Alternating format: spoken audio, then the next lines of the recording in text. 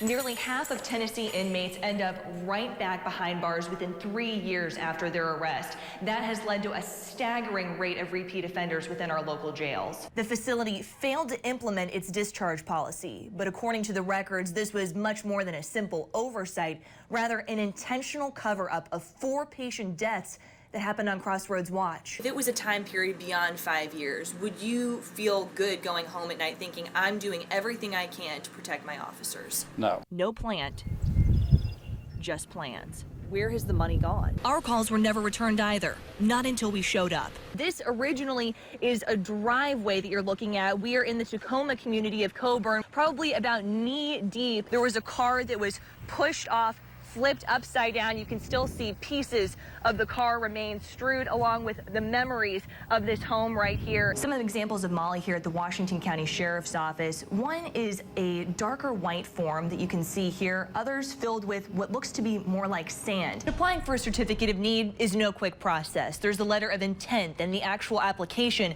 not to mention the supplemental questions, lots of them. But it turns out it was what the state called a simple oversight that made the application void. Our records request revealed over the last 3 months, 230 DUI cases are pending in Washington County General Sessions Court. Of those, at least 65 are drug-related. But the DA's office tells me, in reality, that number is far higher. You'll look behind me. This is just one of the homes that's facing damage. The roof has been ripped off. You'll see some of the shingles.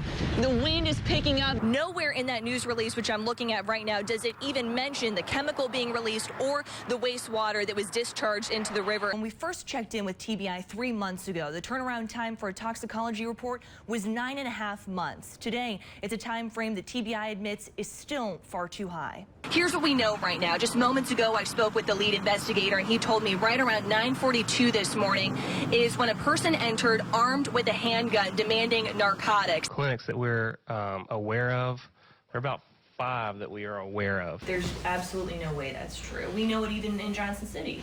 That's correct. Through the U.S. Department of Health and Human Services, they actually have a website of what doctors are allowed to prescribe buprenorphine. That's Suboxone or Subutex. In Johnson City alone, there are at least 50 doctors who are able to prescribe this medication. When Russ walked out to check his main barn in the morning, he found that the foundation had been lifted about 6 inches off the ground. Any difference given the national context? In Tennessee, none. A fine for not wearing your seatbelt in Tennessee is $10. Littering,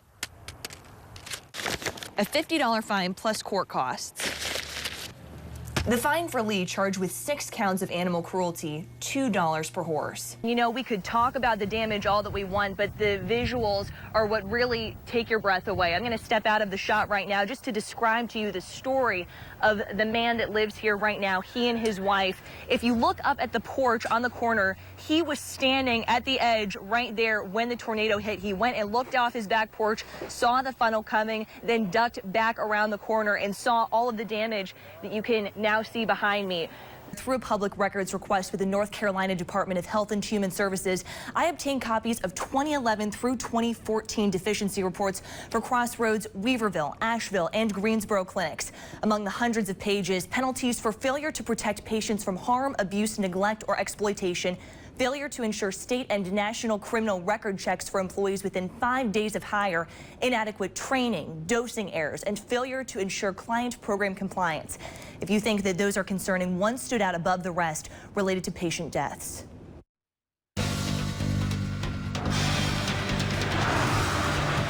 It's 4:30 in the morning.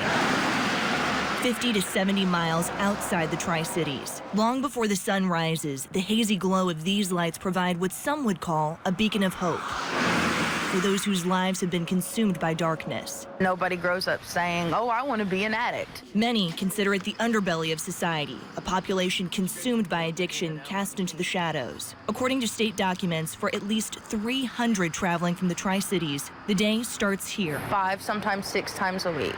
At a Crossroads Treatment Center's clinic that provides methadone, just across the state line in Asheville or Weaverville, North Carolina. I'm only 26 years old, and this clinic has saved my life. Many patients say the travel along the highway keeps them off the streets. It's a wonderful thing. But the commute presents real challenges. I spend probably about $120 a week in fuel coming over here. There's a choice sometimes between driving that extra distance and eating. Crossroads hopes to eliminate the travel barrier by opening its 10th clinic in Johnson City. In a lot of cases, it is the only treatment option that can keep people away from IV drug use, putting medications up their nose, doctor shopping, stealing to buy drugs. So there's no question it's life-saving. Addiction treatment expert and professor at East Tennessee State University, Dr. Stephen Lloyd, treats opiate-addicted pregnant women at High Point Clinic, a nonprofit clinic in Johnson City. These are very complicated issues. While he says there's a place for methadone in the Tri-Cities, it's a powerful drug that needs to be regulated and comprehensive treatment done right. I mean, what kind of certification do you have to have in order to treat addiction? You know, it is the Wild West out there, Kylie. I started digging through public records from other states where Crossroads operates and found a state inspection report from Crossroads Treatment Center of Northwest Georgia. The report from November 2012 reveals 12 of 14 appointed substance abuse counselors were not certified or trained to provide addiction counseling services. A state interview with the clinical director documented in the same report revealed, quote, "I was not aware that you need certification in the state of Georgia. I thought a high school diploma was adequate. We hire our counselors and employ them as in training." Then, within a 139-page statement of deficiencies for Crossroads Greensboro Clinic dated July 2013, I discovered this. The facility failed to implement its discharge policy, but according to the records, this was much more than a simple oversight, rather an intentional cover-up of 4 patient deaths that happened on Crossroads watch. Text messages from May 2013 between a counselor and associate program director transcribed in the state report reveal the counselor was concerned. Quote, "You really thought it was a good idea to lie to the state? I know right from wrong. Lying is wrong. You can't sit here and say what was going on was ethical." According to the report, the associate program director replied, quote, "That was a selfish move on your part to tell the state about the deaths not being reported. You may have gotten us shut down, and I may not have a job." An interview with another counselor documented in the state report revealed, quote, "I had to change the documentation to show that he was absent for 7 consecutive days so he could be shown as discharged and a death report would not have to be reported. It was unethical and wrong." A state interview with the corporate director of clinical practices detailed in the same report confirms Crossroads of Greensboro discharged 4 patients after they died. The causes of death are not mentioned in the report. A letter from the state to Crossroads dated August 2013 indicated the State Department of Health and Human Services issued a $20,000 penalty for violation of the Protection from Harm, Abuse, Neglect, or Exploitation, and an intent to revoke the Greensboro Clinic's license. However, that intent was later dropped, allowing the clinic to keep its license and work out a settlement agreement with the state on the fines. Back in Weaverville, for the hundreds making the trek to treatment, it's a journey they hope comes to an end with the beginning of a Johnson City clinic. I have a job. I have a husband. This clinic, it helps us and everybody here to stay off drugs and to stay on the right path. We tried to talk with Crossroads about these reports, and I first began reaching out to co-founder Steve Kester and his attorney in July of last year. Kester never got back in touch with me. Then in the last 3 weeks since Crossroads applied for a certificate of need to open a clinic in Johnson City, I've called Crossroads corporate office, its attorney and CEO numerous times and sent several text messages as well. Last week, the CEO, Rupert McCormick, finally replied with a text that simply said, quote, "My on-the-record response at this time will need to be no comment at this time. We look forward to discussing soon," end quote. And I just started screaming, and how? This is horrific. Penelope Pear's father was sitting at a stop sign in Piney Flats before a woman hit him going 45 miles an hour, a crash that led to his death. Like anyone, Pear wanted to know what happened. I said, was it alcohol?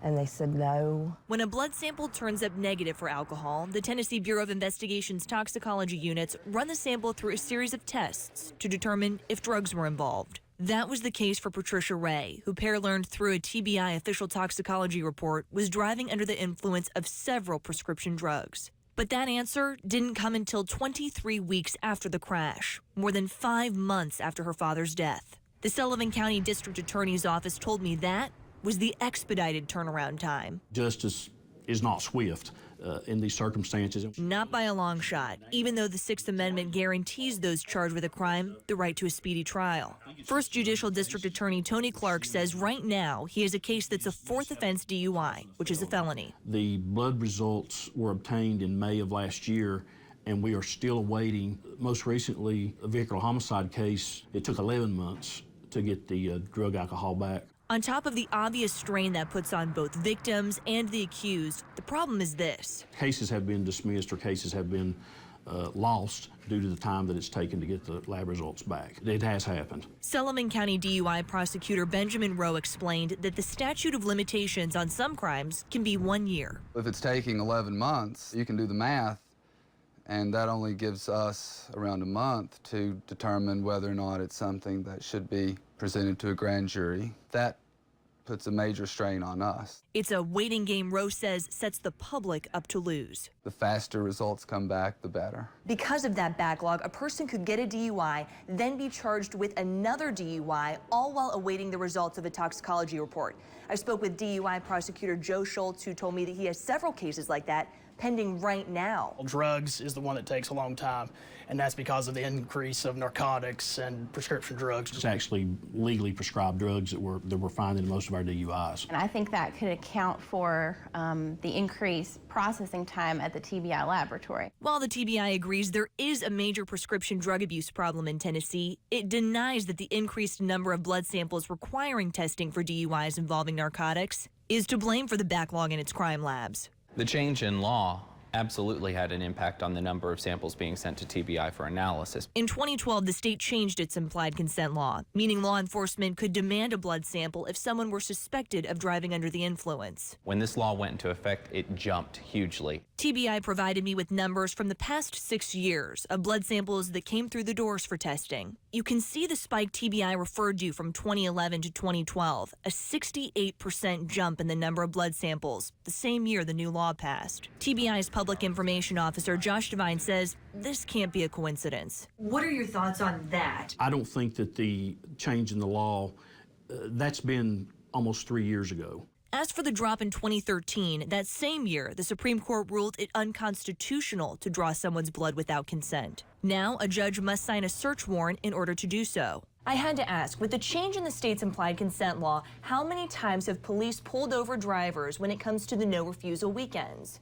Through a public records request with Tennessee Highway Patrol, here's what I found. In the Fall Branch District, within the 10 no-refusal checkpoint weekends since 2012, there were 5 instances where troopers made just 1 or no DUI arrests. So statewide, is the law really to blame? I think the backlog is a product of a couple of things. Trooper Noah Click says beyond the no-refusal checkpoints and implementing the implied consent law, there's been a big push to up the numbers of DUI arrests overall. Our numbers have increased dramatically, so there's more BACs for them to conduct. Not to mention, he says, the point we brought up about the increasing number of prescription drugs involved in DUIs. I reached back out to TBI with the new information. It stands by its claim that the law created the major backlog. Either way, it's people like Pear still awaiting the sentence hearing of the woman who killed her father in a DUI more than a year and a half ago. I don't want to say moved past,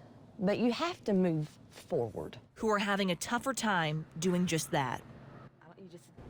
TBI says in order to make sure law enforcement agencies have what they need as soon as possible, it brought on 5 additional forensic scientists at TBI's own expense. TBI also began outsourcing some cases last year. Now, Josh, the goal is to get these turnaround times down to 2 months. And within just the last half hour, I learned TBI is making some progress at least.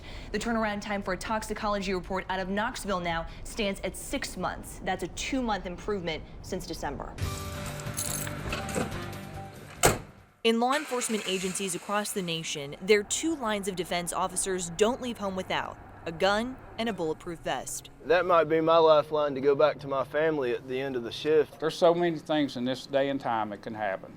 It doesn't matter if you just get out at a convenience store, you walk into a school, it's a dangerous world. In Sullivan County, it's not surprising Sheriff Wayne Anderson requires every officer to wear their bulletproof vest. But what many may not realize, each of those vests have an expiration date. They deteriorate over the years because of perspiration, wear and tear. I asked a representative from Galls, a company that sells bulletproof vests, to break down what the 5-year shelf life the National Institute of Justice places on body armor really means. Those 5 years is the absolute that they guarantee no failure from an impact of a weapon of the size that it's been certified for. After those 5 years, it's still viable probably, but it's not guaranteed. After that time frame, if something were to happen, if it's the chief, the county commission, whoever is making the decision takes that full financial responsibility. If it was a time period beyond 5 years, would you feel good going home at night thinking, I'm doing everything I can to protect my officers? No. In Greene County, the number of bulletproof vests outside of that 5-year range is dramatically more than those that are. A risk Sheriff Pat Hankins learned the first time he took inventory. What we discovered is that we had 40 men that were wearing vests at this time that were out of date. 40 men. Yes. Sheriff Hankins says a majority of the vests aren't just a couple months or even a couple of years old. Try a decade or even more. The oldest vest I had was 16 years old. Is an officer currently wearing that vest? Yes, it is. And that is how it'll remain. 2/3 of Greene County officers strapping themselves in bulletproof vests day in and day out that may or may not be effective until replacements arrive in about another month. We saw that statistic come alive during our visit to Greene County. It's 11 years old this month. See, you can't even see the date of issue. Right? One patrol officer agreed to talk with us, but for safety concerns, we've concealed his identity. When did you get this vest that you're wearing now? 2006. It's a little bit disconcerting, especially when you have kids at home. There was only one person we could bring these serious concerns to for explanation. Former Sheriff Steve Burns, whose 16-year reign over the department ended in September. He spoke candidly on several occasions, but denied an on-camera interview. Burns emphasized, quote, I would never put a vest on an officer that I felt was unsafe, and said a lot of those vests are still in good shape beyond the expiration date. I mean, it's not a dishwasher that we're dealing with that has got a 1-year warranty, and yes, it continues to work on. Who knows? Who's going to stand behind that vest and let someone shoot them after a year to find out if it does work? If the manufacturer tells me it's a 5-year warranty, I believe the manufacturer. And last time you and I talked, you didn't deny that there very well could be and were vests that were between 10 and 16 years old. Burns said, quote, I didn't monitor them. I had a training officer that worked with my chief deputy. You're making it sound like we didn't do anything. That's just not true. Just because he wants to order 40 vests doesn't mean we didn't keep safe vests on our officers. Burns told me other departments may very well be in similar situations with expired vests. But a public records request revealed not so. These 5 counties are all within the 5-year range, and Carter County should have a handful of new vests by the new year. There's a federal grant designed solely to help provide bullet-resistant body armor for officers. As for Burns, the most recent time we can confirm he received that federal grant money for new vests was 2012. I feel it hadn't been cut correctly in the first place, and it should come to the belly button. And here's the top of the vest. Burns stands by what he said, that he never put an officer in danger. There's not a county or city around here that can't afford a vest for their officers. I don't believe it. They can't afford not to buy them. In the midst of putting themselves in harm's way every day, it's a risk surrounding departments and Greene County moving forward are not willing to take. It shouldn't have never happened. And I hope that in my term as sheriff here that it never will happen.